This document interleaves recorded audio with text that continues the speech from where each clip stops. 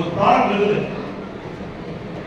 அடுத்து இன்னொரு product launch ஆகுது, அதை சேல் பண்றாங்க பாத்தியா, அதை கஸ்டமர் லைக் பண்றாங்க பாத்தியா, அதுதான் அப்செல்லிங்.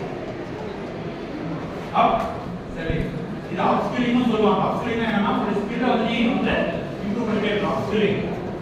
டவுன் ஸ்கில்லிங் இருக்கு. அப்ஸ்கில்லிங் என்னன்னா ஒரு ஸ்கில் நீங்க வந்து அக்வயர் பண்ணியா, அடுத்த ஸ்கில்ல வந்து என்ன பண்ணணும்? அப்ஸ்கில்லிங்.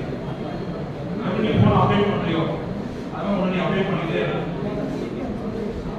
டவுன் ஸ்கில்லிங் என்னன்னா நீ எந்த ஸ்கில்லுமே டெவலப் பண்ணல, அதான் வந்து down. Upskilling and downskilling. கேக்குறது upselling and cross selling. Cross selling என்ன அப்படினா இந்த சென்டென்ஸ்ல வந்து what will happen, the retailer will have some clients, cross products, intermediate products. அது வந்து என்னது